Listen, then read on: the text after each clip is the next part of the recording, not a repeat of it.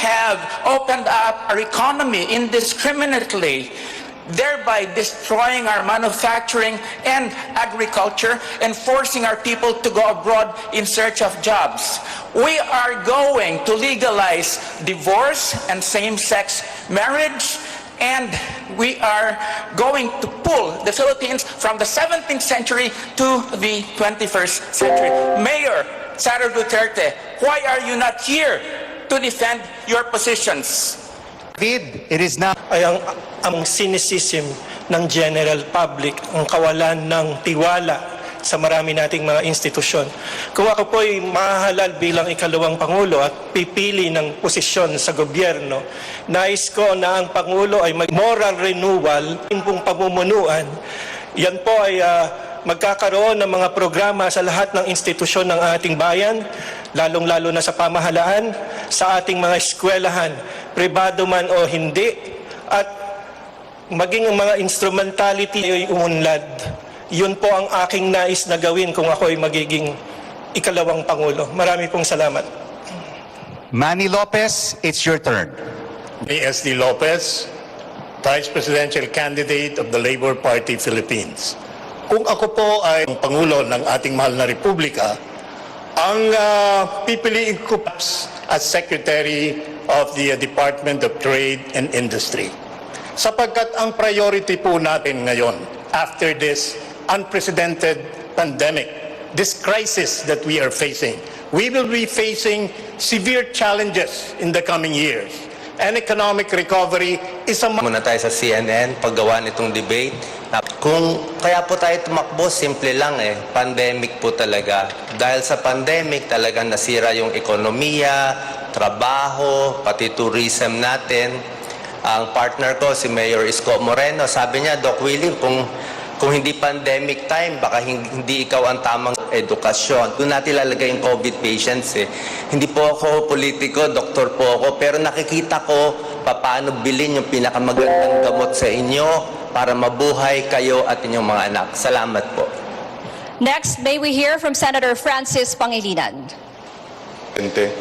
Dato na isinusulong at gagawan ng solusyon at sinisentro ang problema ng gutom, mataas na presyo ng pagkain at agrikultura. Tututukan natin ang alalay at ayuda at tulong sa magsasaka at sa importation ng bigas na nauwi sa savings ng 7.3 billion pesos sa loob lamang ng 2 taon. Yan ang susi sa maayos na suporta sa ating magsasaka at mangingisda. Oo ang suporta, dadami ang huli. Maganda na ang supply ng pagkain sa ating bansa, bababa ang presyo, mawawala na ang gutom. Yan ang ating tututukan. Now we would like to hear from Carlos Serapio.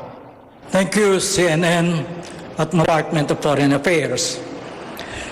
And in that position, I think the experiences that I have had in doing back-channeling work will provide the kind of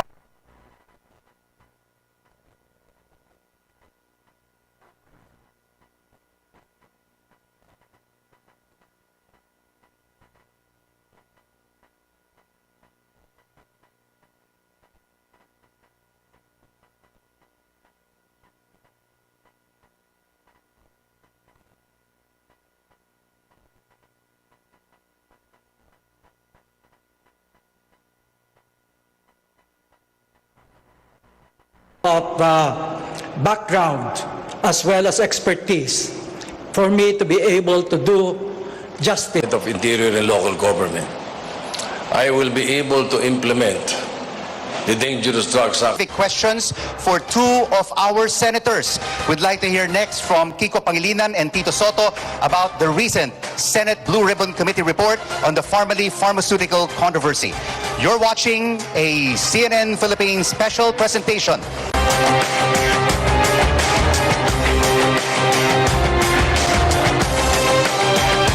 Vice Presidential Debate gipaluyhon ni mga musunod nga sponsors. City Councilor Attorney Castle Ruho Asarco, number 1 City Councilor sa Surigao City. Alan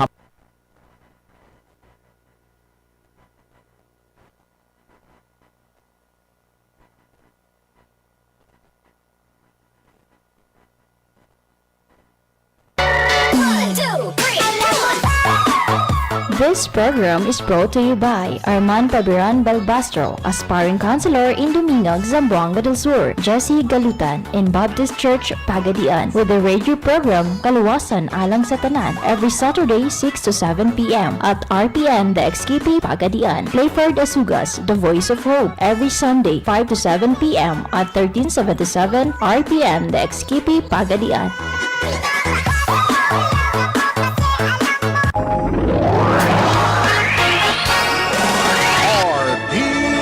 DXKP Pagadian, ang inyong Radyo Ronda RPN. Radio Philippines Network. Radio Philippines Network. Live to the world, pinaagi sa FB page, karon mag-download na. Pinaagi sa Google Play og Apple Store, YouTube og Twitter. Alang sa mas ipakuskan nga mga balita, komentaryo, kasayuran og kalingawan. Ang mas ipakuskan nga inyong Radyo Ronda Network. Kapisanan ng mga broadcaster ng Pilipinas.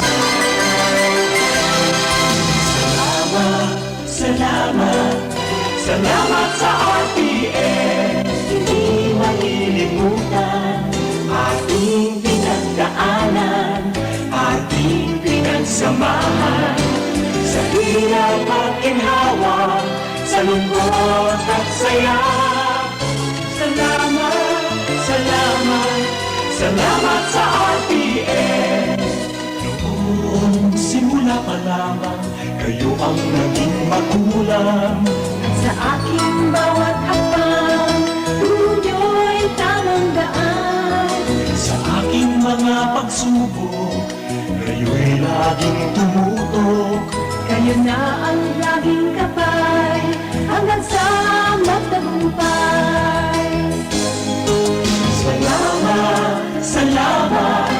Salamat sa RPN.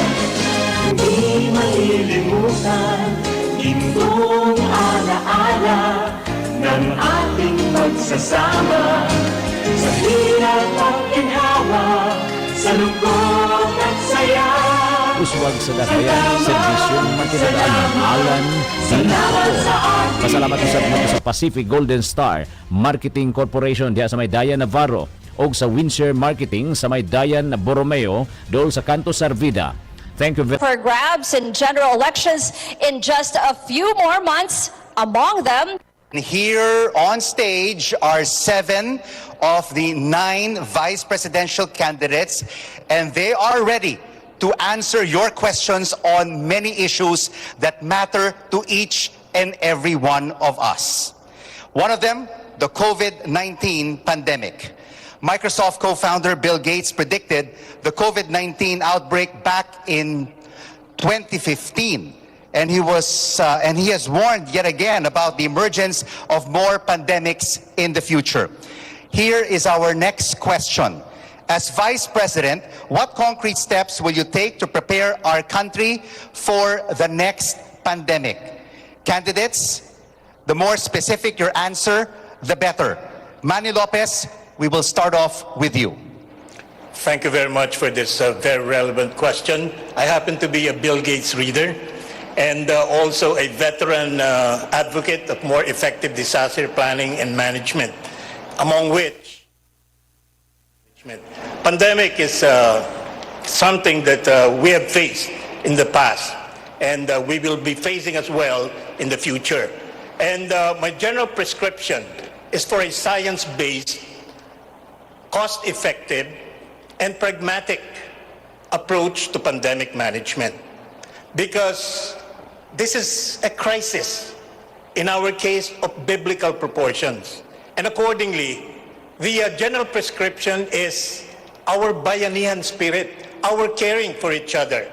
And if I can go into specifics, those especially in the level of decision-making with regards to our pandemic response, mitigation, and recovery strategy, we should make it a point that we have to have policies that specifically address the issues beyond political and commercial interests. Because this is what really bothers our pandemic response. And we could do better. And we could do better by caring more for each other and for caring for our country and our people. Thank you very much. Tanungin naman po natin ngayon si Senate President Tito Soto. Treatment, prevention, prophylaxis, I think we should go there. The vaccination program is good, but what do we do after 6 months? After 6 months, we'll ask Congress again for 78 billion para mabili na naman for 100 million Filipinos every 6 months. So I think we should be mas bigyan natin ng diin yung ganito. Siguro dapat bilisan lalo ng FDA ang pag-approve ng mga prophylaxis at makakatulong sa prevention sa other. But of course, the health standards, the health protocols should remain. Rizalito David, your pandemic response. Firstly, kailangan magkaroon ng summit para magkaroon ng consensus ang scientific community kung ano nga ba itong magiging pandemya na ito, o in this particular case yung COVID. Ang nangyari po kasi sa atin, kung ano-anong restrictions ang ating ginawa, sa isang banda lamang ng siyensya ang ating pinakinggan. Maraming mga doktor at scientifico na nagsasabing may gamot sa COVID, meron tayong pwedeng gawin, mayroong natural na gamot, at hindi natin kailangan mag-lockdown. Pero dahil ang gobyerno lamang ang nagsagawa ng mga pamamaraan, hindi natin pinakinggan yung mga ibang scientifico at ibang mga doktor. Kaya yan ang nangyari sa atin. Dapat hindi na po maulit yan. At kailangan talaga ng isang national consensus on what to do with COVID and with other pandemic that will hit us in the future. Maraming salamat po. Kung inyo pong mapapansin, no, meron kaming two types of questions kasi yung nakaraang question na yan, it's a specific question. Ibig sabihin, 1 or 2 or up to 3 candidates lang po ang sasagot. But we also have general questions kung saan silang lahat ang sasagot. So, bawat isa po sa inyo ay posibleng matanong ng specific question. And for a specific question that only one candidate will respond to, we'll need the help of our virtual audience who are behind us right now via a show of hands. Parang botohan ito. And it's to gauge how satisfied our audience is with a candidate's answer. So, to our virtual audience, who are joining us today. Hello. Sample lang muna. Hello, everybody. Kamusta po kayo? Show of hands. Show of hands, please. Raise your Can we ask you to raise your hands? Katulad ng sinabi ni Rico, parang botohan. Ayan, parang botohan. Ayan. Taas ng kamay. Or parang pag Taas ng kamay. gusto nyo mag-recite sa class. Parang ganun, diba, dito sa UST. Ayan, maraming salamat, no, for your participation today in this vice presidential debate. Ngayon naman, we want to ask a specific question to two of our senators regarding the recent... bago natin puntahan yun, no? Oo. Kasi binanggit mo pala kanina yung tungkol sa Farmally Correct. report. Meron tayong tanong for Dr. Willie So Ong. bago natin puntahan yun, we go first to Dr. Willie Ong. And this is a specific question for you. Pero kanina po, nabanggit nyo na di ba? Yung pagpili po sa inyo ng inyong running mate na si Mayor Isko Moreno about your medical background. And he said that this will prove very helpful with the government's pandemic response and other health issues. Pero siguro po iniisip na rin ng marami, how about other duties and responsibilities as Vice President that are outside your area of expertise? How do you plan to fulfill them all? Salamat po. Lahat naman po ng field na kailangan natin aralin, inaaral ko naman po. Ako po isang doktor, cardiologist, 18 years po ako nag-aral.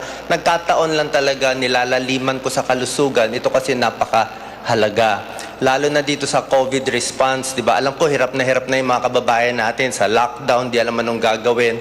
Simple lang po kailangan natin magtayo ng infectious disease hospital. Doon natin lalagay yung mga COVID patients. Hindi pwede sa PGH kasi namamatay yung mga ibang pasyente natin.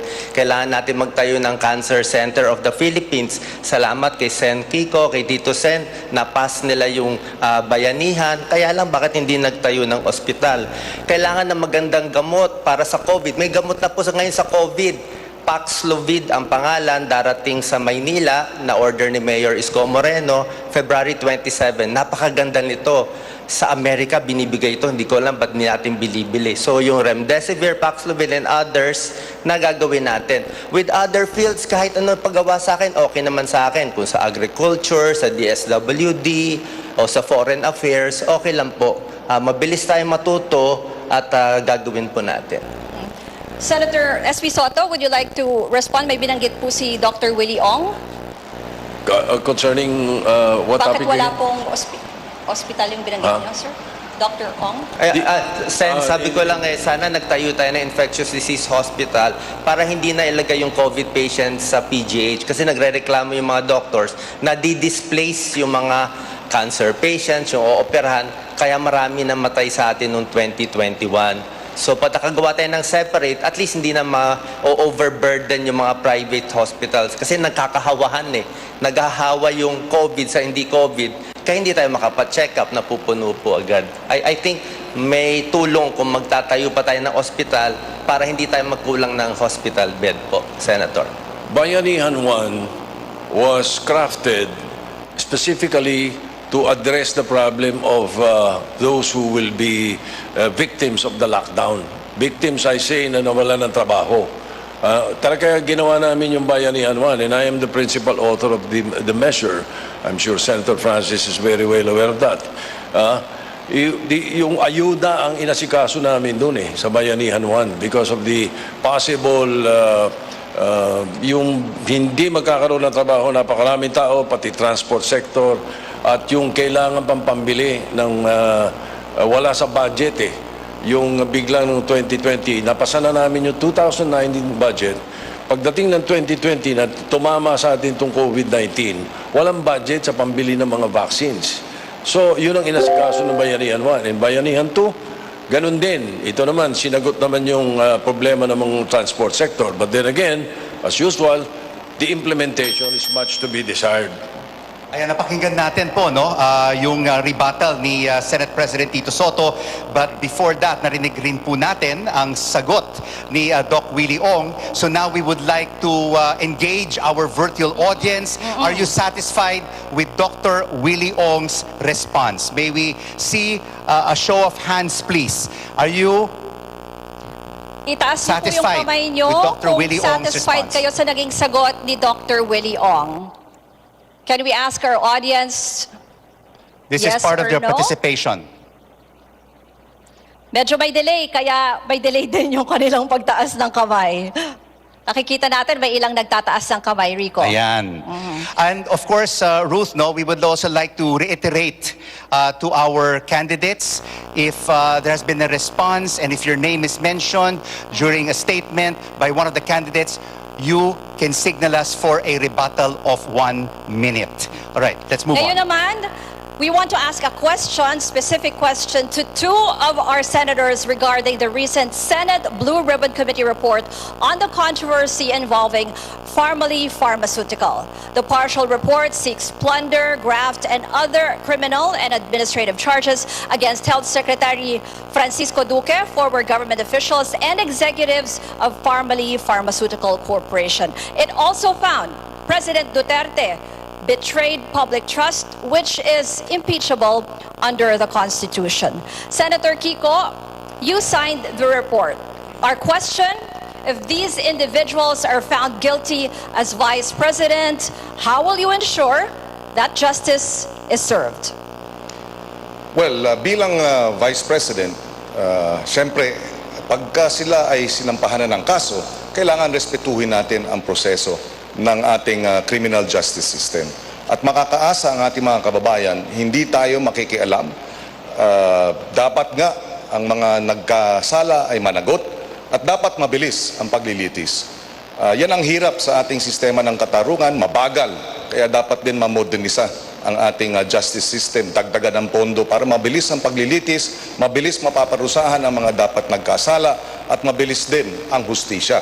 Kaya bilang Vice President, dito sa kaso ng Farmally, kinakailangan talagang busisiin ng husto at pursigihin. Ngayon pa lang nagtatago ang napakaraming mga testigo na dapat sana'y magpapaliwanag at pinoprotektahan pa at dinedepensahan. Ibig sabihin, kung wala silang kasalanan, bakit sila nagtatago? So we can assure the public, pag tayo ang binigyan ng pagkakataon, we will ensure that justice will be served. Hindi biro itong nangyari dito sa bilyong-bilyong halaga na binulsa habang namamatay ang ating mga kababayan. Dapat managot itong mga nagkasala at dapat talagang maparusahan.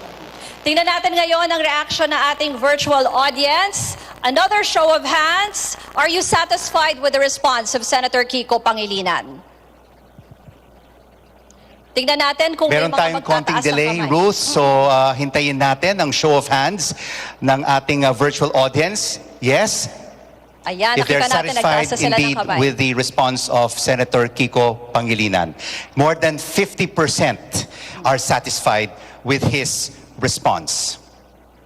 Maraming salamat po. And now, Senate President Tito Soto, you have denied that you are pressuring senators to sign the Blue Ribbon Committee report on Farmally. Ang sabi po ninyo, Senate President, quote, I will resign and shoot myself in Luneta. What is your stand on the Senate Blue Ribbon Committee report? To prove that I was not pressuring anyone. Because the news report was that, or was it fake news on social media, that I was pressuring members of the Senate to sign the committee report. The Senate President never does that. I have never done that. We leave it to the discretion of the members. And any member or any senator signing a committee report can say with reservations, or I dissent. Hindi ganun kadali po yun na magpapirma o pumirma. It's up to them. Then also, just to make it clear, baka akala nila yung draft report, yun na ang Senate Committee report. Hindi pa. Linawin ko muna. Kung may mga dapat sampahan ng kaso, sampahan. That is my personal opinion. But the draft committee report will have to go through plenary. And in plenary, that is when we pass it, we debate on it, para malaman natin kung sino-sino mga kasama dapat do sa kaso at sino dapat ang makakasuhan. Because usually, the ombudsman nakikinig sa pinapadala na Senado, katulad ng ginawa kong investigasyon sa PhilHealth na pinakasuhan ko lahat yung mga ngay gumawa ng kabalbalan dun sa pera ng PhilHealth. Nakasuhan lahat yun, but we passed it in plenary. Majority signed, but we passed it in plenary, and it was a Senate report. It was no longer a blue ribbon draft report like what is happening now. Virtual audience, we would like to see a show of hands if you are satisfied with Senate President Tito Soto's response. May we see a show of hands, please? Itaas po natin ang kamay if you're satisfied with the response of SP Soto. Ayan na, may We are seeing some nang who are itaas. responding to Senator Tito Soto's response. All right. Maraming salamat po for your participation. Actually, if Representative Lito Atienza was here, we would have also asked him also about the House panel's own probe on the Farmally controversy. This is a CNN Philippines special presentation, the Filipino Votes Vice Presidential Debate 2022. Candidates, the mission vision of the Office of the President states you will serve to uplift the lives and protect the liberty of the Filipino people. And our next question pertains to micro, small, and medium-sized enterprises, which is considered the backbone of the Philippine economy. But they're unevenly affected by this pandemic. We'd like to know how you'll uplift their lives amid this raging health crisis. Stay with us. We'll be right back.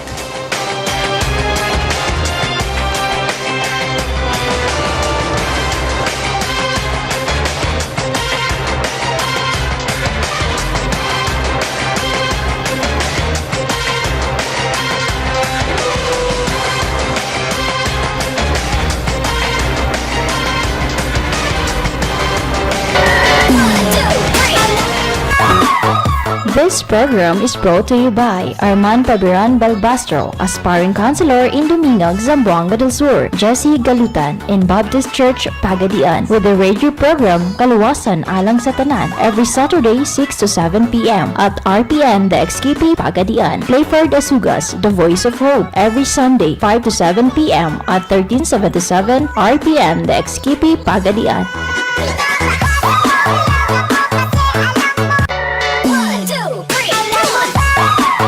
This program is brought to you by Arman Pabiran Balbastro, aspiring counselor in Dumingog, Zamboanga del Sur, Jesse Galutan in Baptist Church, Pagadian, with the radio program Kaluwasan Alang sa Tanan every Saturday 6 to 7 p.m. at RPN DXKP Pagadian. Clayford Asugas, The Voice of Hope, every Sunday 5 to 7 p.m. at 1377 RPN DXKP Pagadian.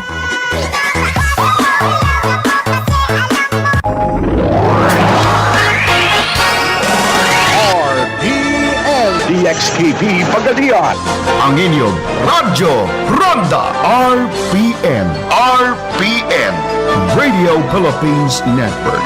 Radio Philippines Network. Live to the world, pinaagi sa FB page, karon mag-download na.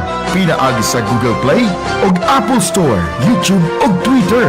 Alang sa mas ipakuskan ng mga balita, komentaryo, kasayuran o kalingawan. Ang mas ipakuskan nga inyong Radyo Ronda.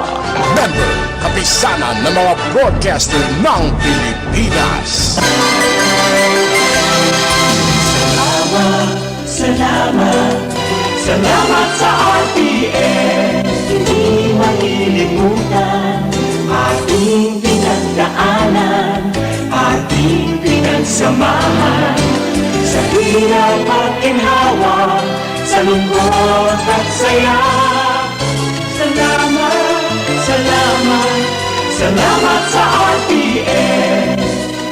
Noong simula pa lamang, kayo ang naging magulang.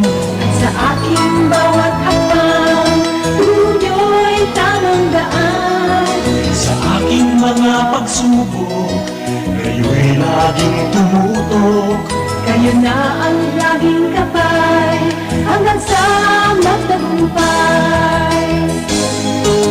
Salamat, salamat, salamat sa RPN. Hindi malilimutan, gintong alaala ng ating pagsasama. Sa hirap at ginhawa, sa lungkot at saya. Salamat, salamat, salamat sa RPN.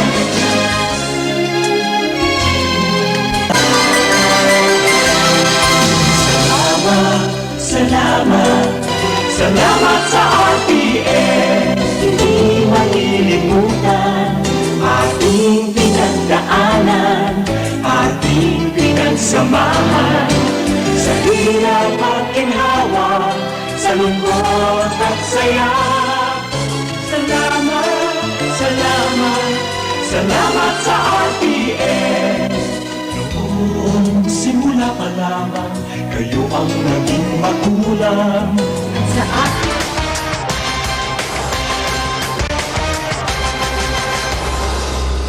You're watching a CNN Philippines special presentation, The Filipino Votes, Vice Presidential Debate 2022. 7 out of 9 candidates are here on stage with us, and we're asking them your questions to know where they stand on key issues that are important to all of us. At isa nga po dyan, yung binanggit natin kanina, micro, small, and medium enterprises or MSMEs, which comprise 99.5% of all business establishments in the country. Ang tawag nga po natin sa kanila, backbone ng ating ekonomiya. Without them, millions of our kababayans will be jobless. Candidates, we want to know, what can you do in your capacity as Vice President to come to the rescue of small business owners who are struggling from the pandemic and from other disasters? Banggitin na rin natin yung Typhoon Odette. We want to hear first from Carlos Serapio. Thank you. I have examined the Bayanihan 2 law passed by Congress, and they have practically factored every scenario that can happen. And they have actually budgeted a big amount of money in support of SME. Now, considering that the incoming administration will have to abide not just by the law, but will have to use the funds that have been budgeted under the General Appropriations Act. Ang magagawa lamang po namin ay sumunod po kami doon sa tinatadhana ng batas at ipatupad namin po ito na mahusay. Since I'm running under a dual context, we're running under a transition platform, and that at the same time, we are going to be operating in the existing system. Ang aming approach po sa old system is ipatupad yung maganda na nilang simulan at gamitin yung pondo na kanilang nailagay po doon. Datapwat, meron din po kaming napansin doon sa Bayanihan Act. Ang research and development ay binigyan lamang ng 10 milyon, samantalang ang mga daanan ng bisikleta na mahalaga rin ay binigyan ng 1 bilyon mahigit. So tingin namin ay dito naman sa aming panukala sa transition, research and development ay dapat bigyan ng mas marami pong halaga. Kayo naman po, Senator Kiko Pangilinan. Ang Robredo Pangilinan Tandem, ang kanyang mungkahi ay kumuha ng 100 bilyong piso mula sa mga realignment lamang ng ating current budget at suportahan yung small and medium enterprises bilang ayuda. Pero merong mga, hindi to utang, ayuda ito, pero merong mga restrictions o merong mga kinakailangan gawin. Halimbawa, makakakuha ka ng ayuda kung hindi mo tatanggalin yung iyong mga empleyado so that we can preserve these jobs, or 2, kung kukunin mo ulit yung mga tinanggal mong trabahador dahil sa COVID. So 100 billion yan. In the last Congress, this administration gave 15 billion total assistance sa micro and small. Napakaliit dahil over 1 million ang ating mga small and medium enterprises. At sila ang pinakamalaking employer, ika nga, 90% of our employees or employment comes from small, medium enterprises. So we really have, kinakailangan suportahan. So yan ang ating gagawin. At syempre, kinakailangan talagang busisiin ng gusto. The DTI is a very professional organization, very professional, mabilis silang kumilos. Pagka binigay mo sa DTI yung 100 billion para sa suporta sa small and medium enterprises, talagang alam nating mapupunta yan sa tamang tulong at tamang ayuda para tuloy-tuloy ang ating ekonomiya ay sumigla. Para tuloy-tuloy ang ating ekonomiya ay sumigla. Walden Bello, if you are elected as Vice President, paano po ninyo tutulungan ang mga micro, small, and medium enterprises? Well, mahalaga ho itong topic na ito kasi unang-una ho, we need to repeal yung Foreign Investment Act Amendment na nag-lower ho nung Filipino only to about 100,000 lang, no? From 200,000 to 100,000. Yun hong retail trade liberalization, no? Nakapapasanin ho, no? It lowers from 125 million pesos to 25 million pesos yung pagpasok ng foreigners, no? So we have had all of these foreign oriented laws that have been passed recently, and Senate President Soto was the one who pushed them through Congress, no?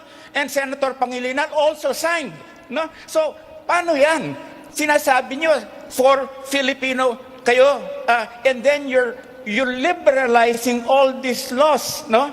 And kami ni Calyodi, we are going to have 250 billion emergency fund for MSEs. Pero hindi sapat yan. We need to bring back a country, that really reserves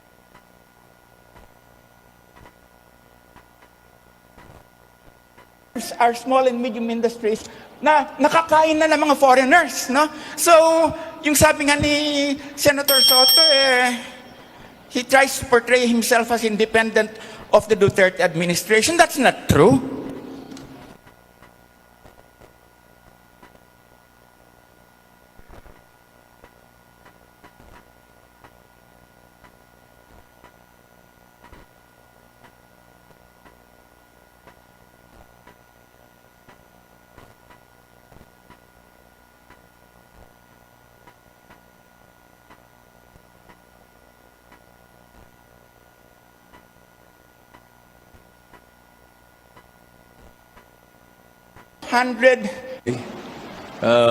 It is madaling mamintas sabihin nga no, ba't binaba yung Mr. Bello, no interruption, please. Please proceed, Senate President.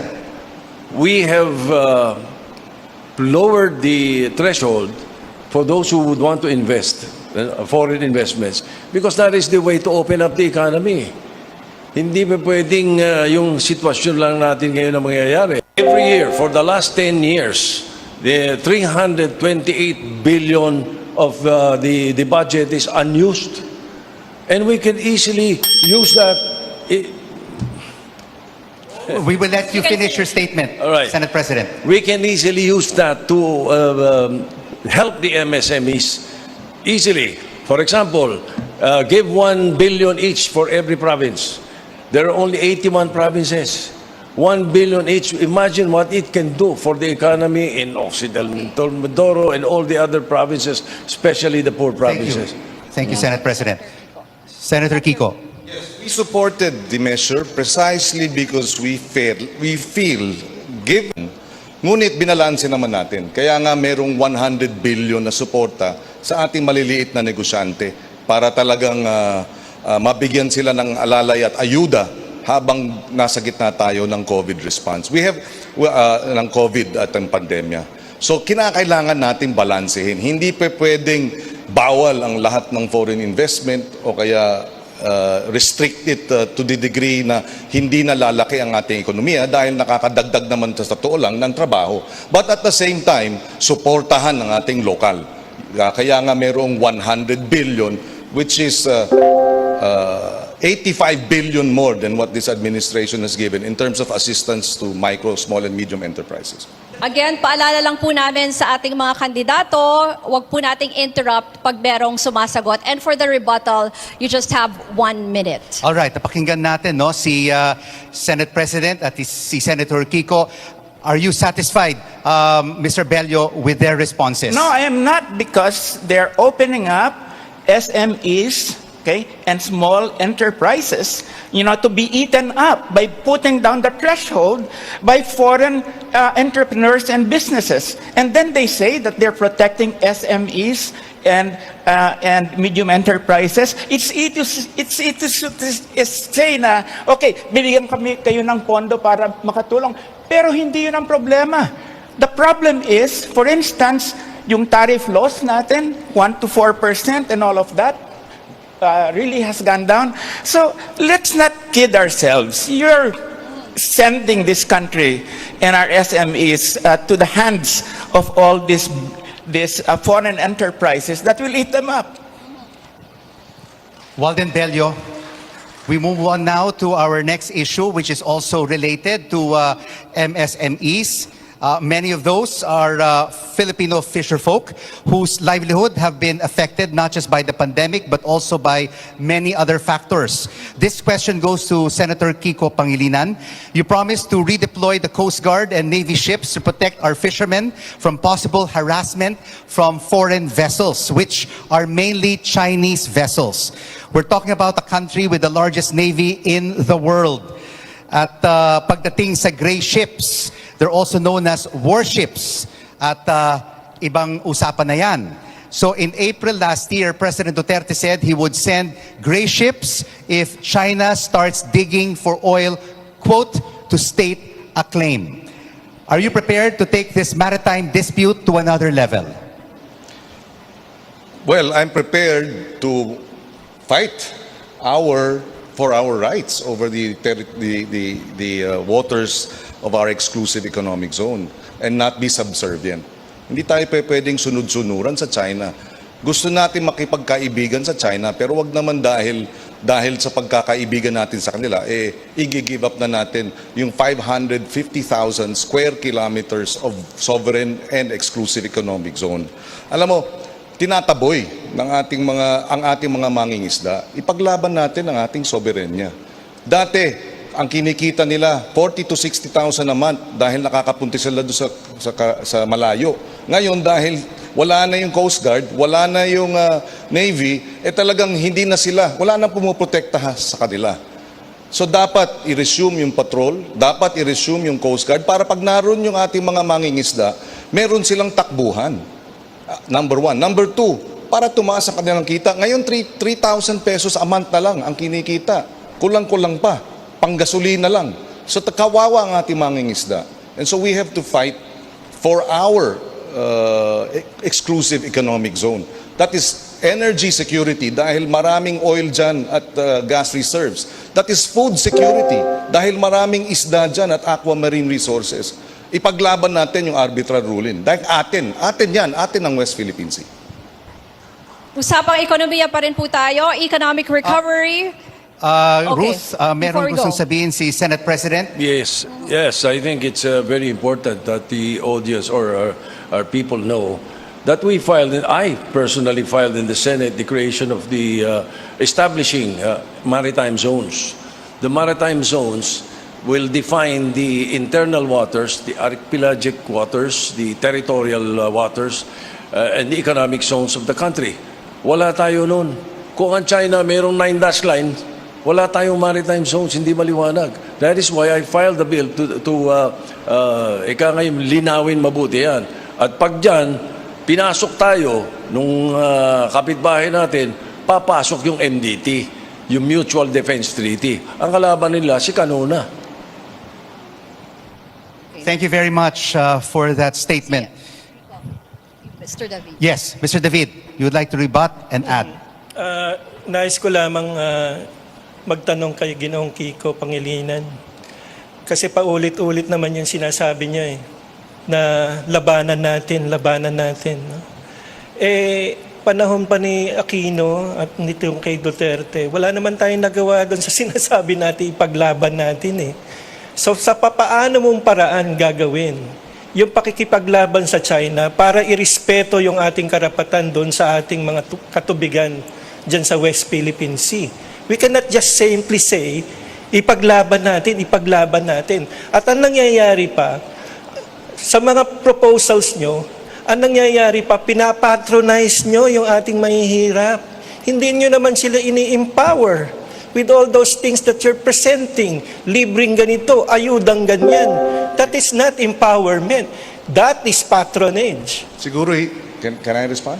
Senator Kiko, do you have a rebuttal? Yes. Siguro hindi narinig ni Ginoong David yung kanina kong sinabi dahil sabi ko nga, we will resume the Coast Guard patrols in the area. We will resume the Navy patrols in the area. So, yun ang gagawin para maprotektahan ang ating mga mangingisda at ma-assert natin ang ating soberenya ron. Number two, we will have to engage with ASEAN. Indonesia, Vietnam, they are also concerned about the aggression of China. We should align with ASEAN neighbors who together we can strengthen our position that this aggression is not right. And number two, the US, Australia, Japan are also concerned about this 9-dash line illegal claim, fake claim. And we have to also align and strengthen our alliances with them so that we have a broad alliance that will assert or will oppose this unacceptable 9-dash claim of China. But we also have to take note, Senator Kiko, that China's navy is far larger than the Philippines. And it is very minuscule compared to the power of China. Far larger than Vietnam and Indonesia, but they have asserted their sovereignty over these waters. Indonesia even binomba nga, pinasabog yung Chinese vessel eh. Hindi naman ibig sabihin gera. In response to the two So gentlemen. we have to assert. I'm not saying atakihin natin sila. Pero pagka tayo na wino-water cannon, hindi naman tayo pwedeng nakangalang. We have to, our Navy and our Coast Guard must defend our sovereign waters. And it starts with being present in these areas by having these patrols. Gusto ng ating mga kandidato na marinig din yung side nila sa issue na ito. We have Congressman Bello. Yes, sir. Napakita na natin dito yung magiging foreign policy ng Lenny Kiko administration at saka nung Lacson Soto administration. Sinabi na ni Senate President na he is going to invite the United States, to oppose China. Papasok na lang daw dyan, no? MDT, Mutual Defense Treaty. Hindi humari yan. We have to have an independent foreign policy. And ito naman si Senator Pangilinan, we will join the Quad. Come on! This is dominated by the Australia, I did not say, US, I did not say etc. we will join the Quad. No, but you said that you are going to interruption, please, align Senator. with the Quad. No, Senator. No, No, that, no interruptions, please. that We is will have to let Mr. consistent Bello with the finish. Aquino administration's pro-US policy. You're just carrying that out again. Say we would join the Quad. You look at the tapes. Please, let's stick to the facts. Let's stick to the facts. Professor, let's stick to the facts. You are a stick to the professor. facts. Let's stick you to the are a facts, professor. yes. Stick All to right, the facts. we'll have to end it there for now. And Senate President, you would like to respond? Because I was alluded to. Yes. Yes, I go never ahead. said invite. I did not use the word invite. I wonder where he got it. Mr. Bello, please, let us finish Senate President's statement. You follow the agreement that we have. We have a treaty. We have an agreement. Once pinasok tayo ng foreign, kahit hindi China, kahit sinong foreign, may aggression sa atin. And if they do that in the maritime zones that I am saying na dapat ay ating markahan, papasok ang Mutual Defense Treaty. Automatic yun. And the Department of State of the United States has already said that. There's no one being invited here. Yun ang batas, yun ang agreement, yun ang treaty. Let's invite them in. No, that's not inviting. have SB It's not finish. inviting. Anong gusto natin? Foreign Pasukin policy. tayo ng Mr. China? Let's Bello, have new please, think let's tank. follow the rules. Oh. Anong gusto natin? Pasukin lang tayo ng China, hindi tayo papalag? Bubukaka tayo? Ba hindi pwede? Mr. Bello. All right.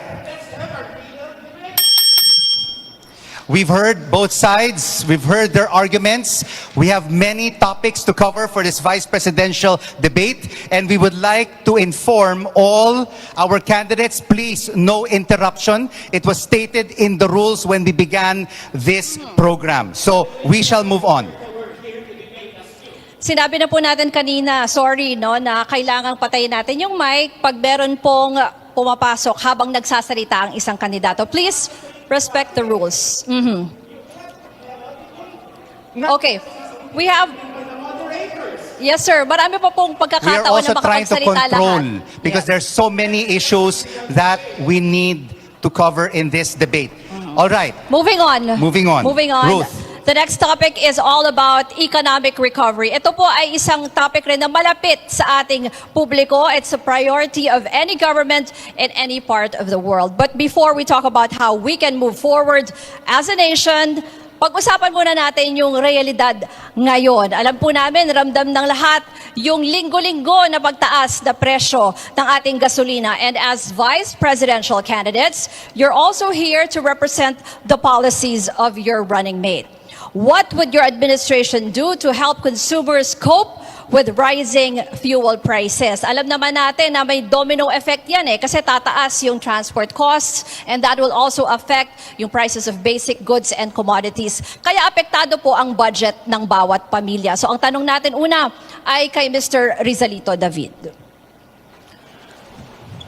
Ano po ang gagawin ng inyong administrasyon para mapigilan po or matulungan ang mga consumers to deal with the rising oil prices? Alam nyo, 2 beses na ako nanawagan sa palasyo. At I hope na narinig din ng ating mga senador at mga congressmen na magpatawag si Ginoong Pangulo, Rodrigo Duterte, ng special session of Congress para bigyan siya ng power to suspend the implementation of the excise taxes and probably bawasan yung value-added tax at the pump, That would reduce the price by at least mga 5 to 6 pesos already, which is substantial para makarecover din yung ating mga ngalakal at ating mga drivers, Ang isang pinaka-importante dito, pinabayaan natin kasi na ibenta yung isang napakalaking asset natin noong panahon ni Ramos, yung Petron, na napakalaki ang kinikita. Ang sa akin, kung kami ang mamumuno, i-reacquire natin yung Petron para ito ang mag-barometer ng pricing ng ating fuel requirements dito sa bansa.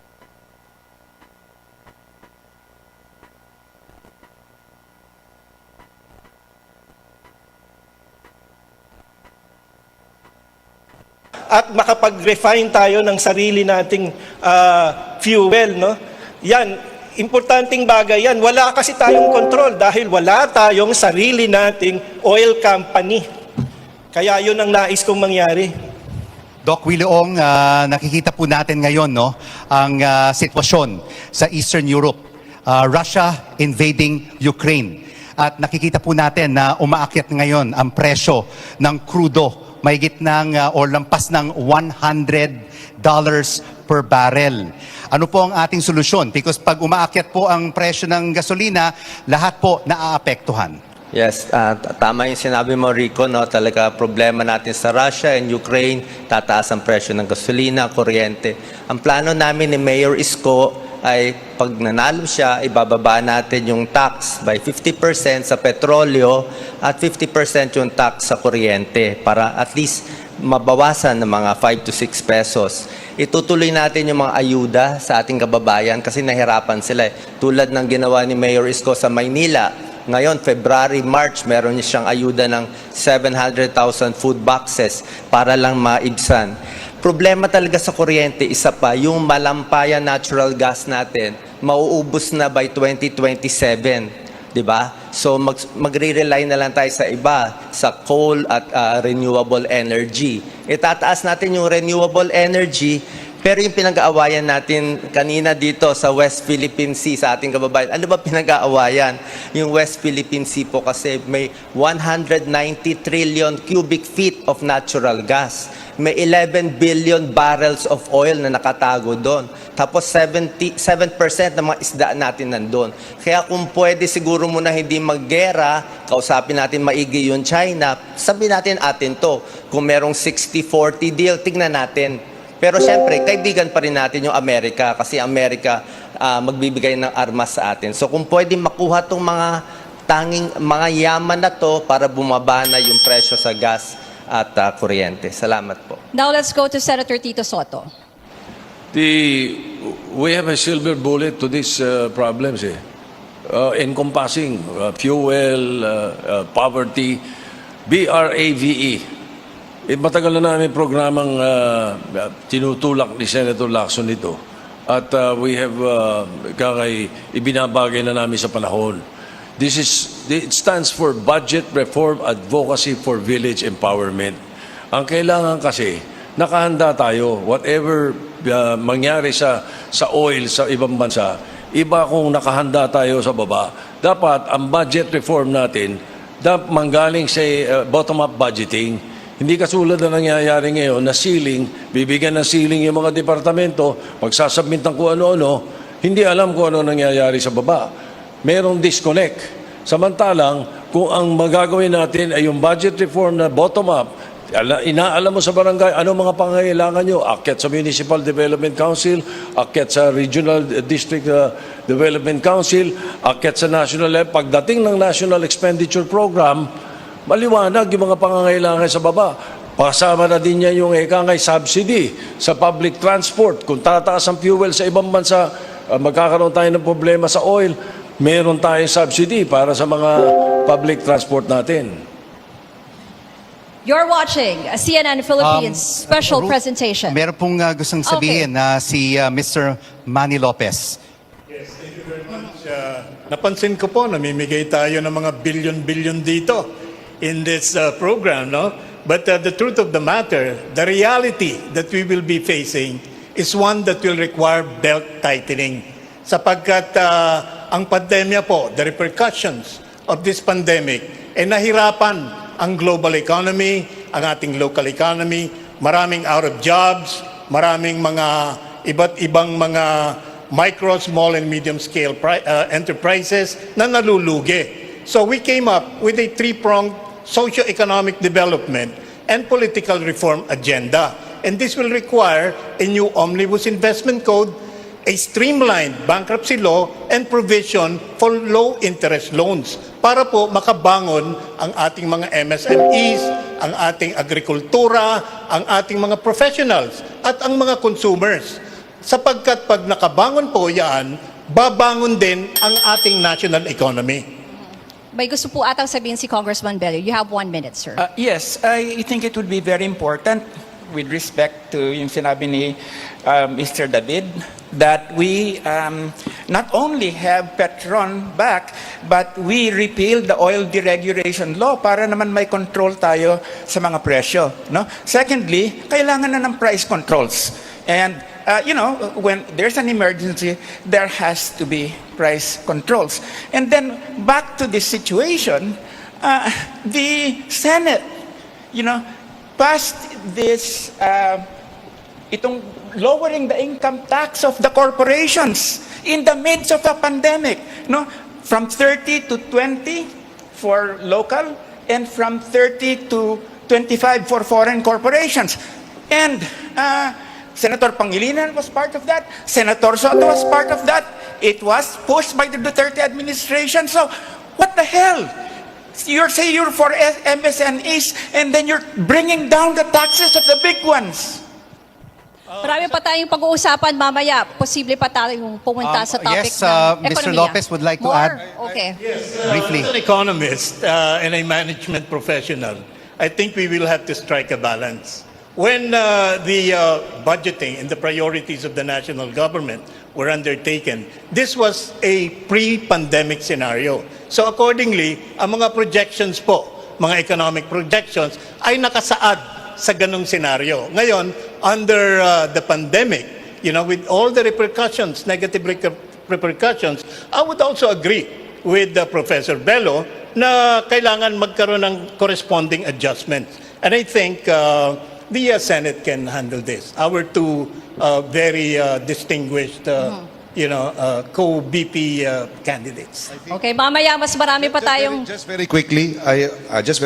sinagot ko na yung Go ahead. point ni Ginoong Bello na we have to strike a balance, and that's why we put we are putting a 100 billion assistance fund for small and medium enterprises, as we also allow for investments from abroad, for example, to come in. So it's a balance that we answered the question already earlier.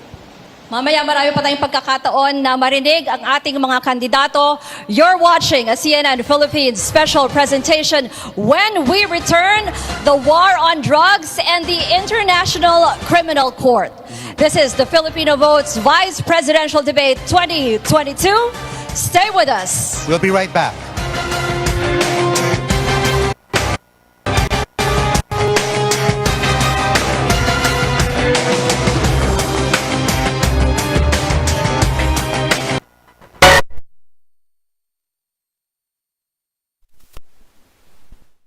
Roman Pabiran Balbastro, aspiring counselor in Duminag, Zamboanga del Sur, Jesse Galutan in Baptist Church, Pagadian, with the radio program Kaluwasan Alang sa Tanan every Saturday 6 to 7 p.m. at RPN DXKP Pagadian. Clayford Asugas, the Voice of Hope, every Sunday 5 to 7 p.m. at 1377 RPN DXKP Pagadian.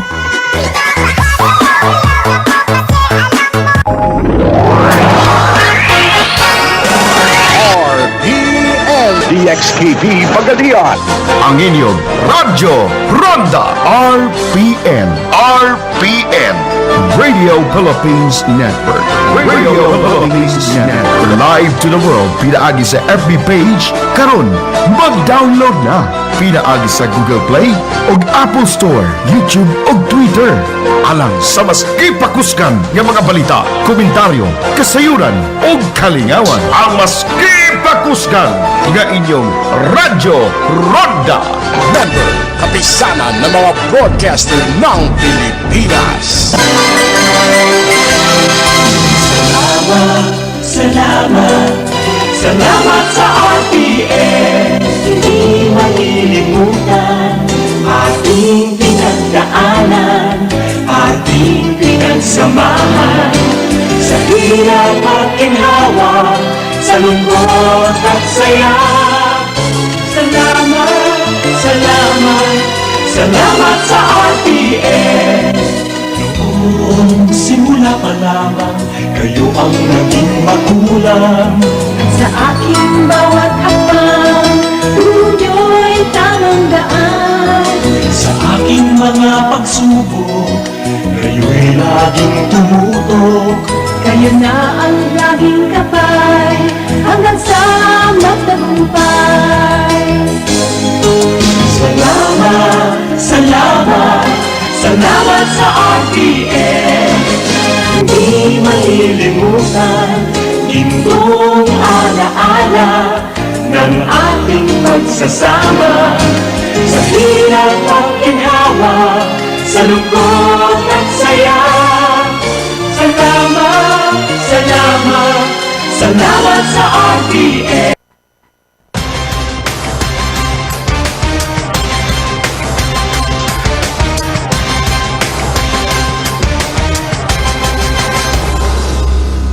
Welcome back to Filipino Votes Vice Presidential Debate 2022. I'm Ruth Cabal. And I'm Rico Hizon. 7 vice presidential candidates are pitching their platforms to Filipino voters ahead of our general elections on May the 9th. And before we proceed to our Paalala next... lang natin, no, Yes, sa to our ating mga next kandidato question. na wag po tayong mag-i-interrupt pag sumasagot po ang isang kandidato. Sana po maintindihan nyo na kasi mas maganda pag naririnig ng buo ang sagot ng isang kandidato. I'm sure yun din ang gusto ng ating mga manonood. And when everybody speaks over each other, it is the Filipino people who do not understand your platform of government and why you want to run and become the next vice president of the country. Thank you very much for your cooperation. And of course, Ruth, we would also like to mention to our viewers that on social media, on Twitter, hashtag CNNPH VP Debate is currently one of the top trending. Kaya pwede po kayo mag-tweet or mag-comment sa ating Facebook para malaman din natin kung ano yung reactions nyo.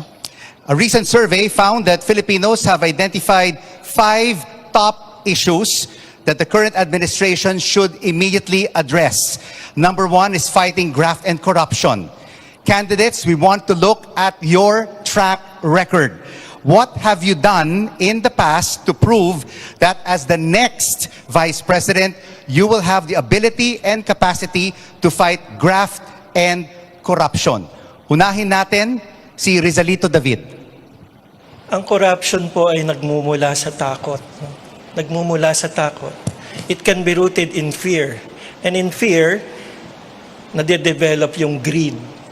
Maraming panahon ko na pong sinasabi na dapat magkaroon tayo sa ating lipunan ng revolusyon sa pananampalataya.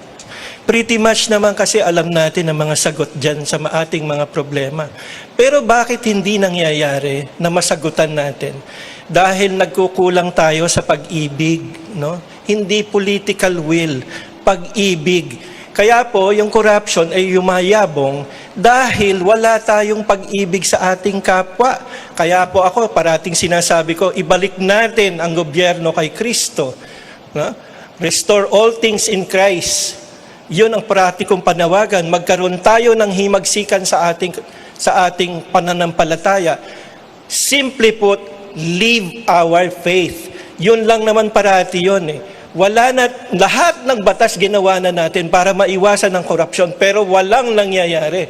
Bakit? Kasi nasa puso yun, yung takot at yung kasakiman, no? Na kailangan mawala at mawawala lamang yan kung tayo'y magbabago. Magkaroon ng pagbabago ang lipunan kung ang bawat isa ay magkakaroon ng pagpapanibago sa pamamagitan ng pag-aalay ng sarili sa mga turo ng ating Panginoon.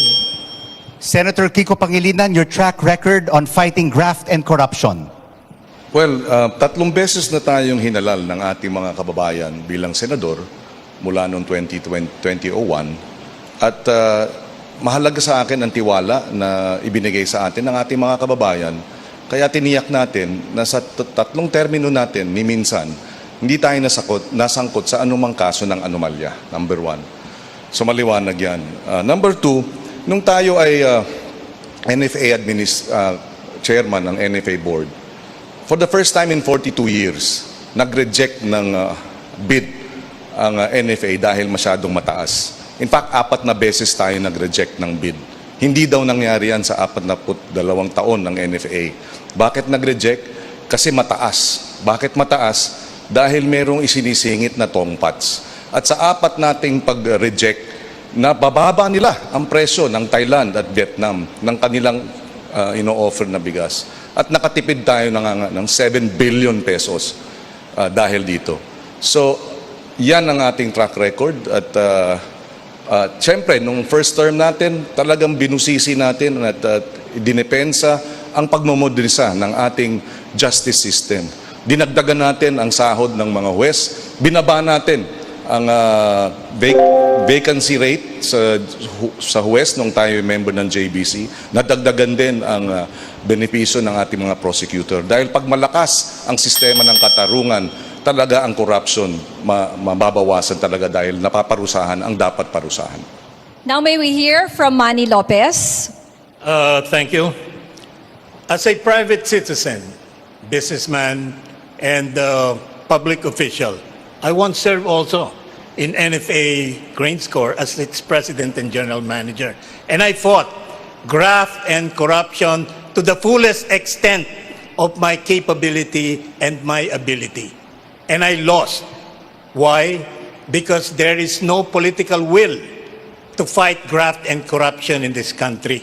It has become endemic, and it seems to get worse as we elect more distinguished legislators and more distinguished officials. So, what do we propose? How do we address graft and corruption more effectively? We can look at it from a systemic perspective, because graft and corruption in this country has become systemic. It does require systemic solutions. And we have this e-governance system that could address specific loopholes in the public financial system. And we can adopt this. This is likewise a UN-approved and supported initiative. And as our distinguished colleagues here have mentioned, fighting graft and corruption will require a renewal of our faith in ourselves, in our country, and our desire to fight graft and corruption. Let's move on sa isa pang mainit na issue. Noong November, the International Criminal Court put on hold its investigation into the country's controversial war on drugs. It was in response to the government's deferral request. Ang sabi ng gobyerno natin, gagawa na lang daw sila ng sarili nilang investigasyon dito. Candidates, your presidents have different views on cooperating or not with the ICC. But we want to know first and foremost from you, will you push to have the country rejoin the ICC? Please explain your answer. We start with SP Soto.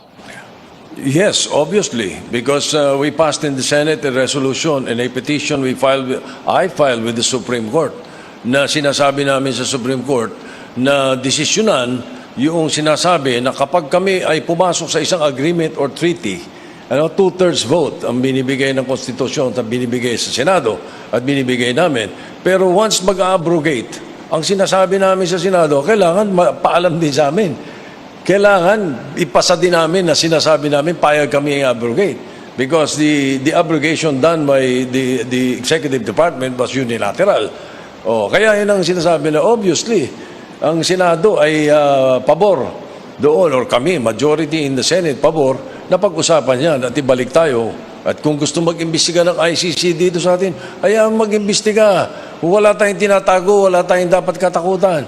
And, well, I wish I was able to given a chance about the corruption. Perhaps later. Sige. Thank you po.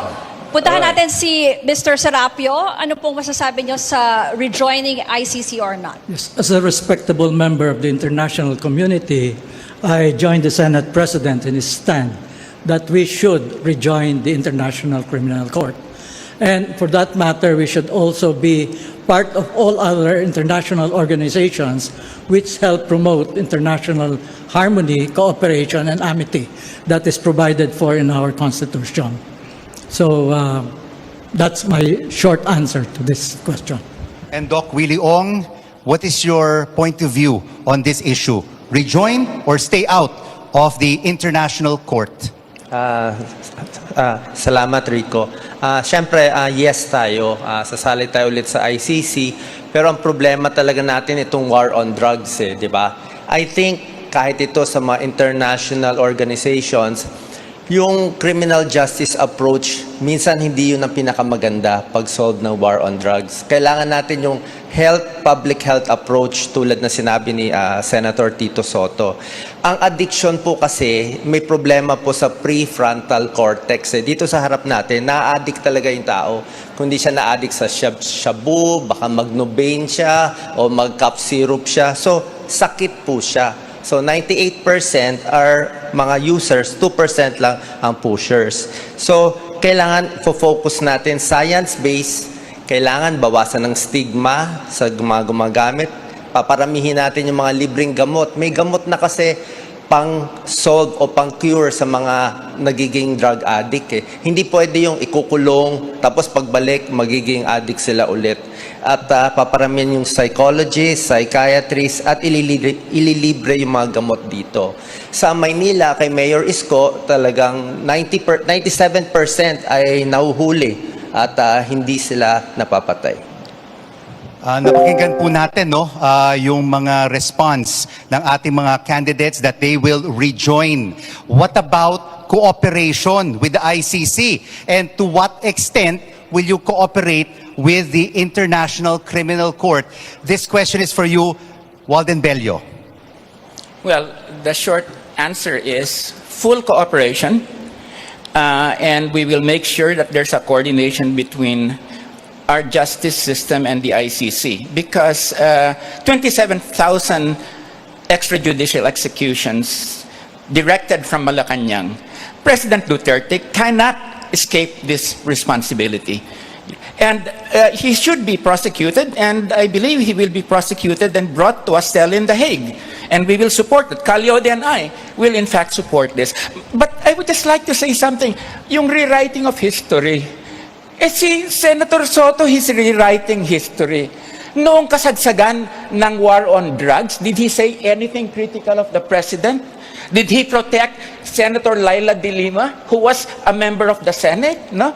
I mean, he was just supportive during that time when the president was destroying the integrity of the Senate.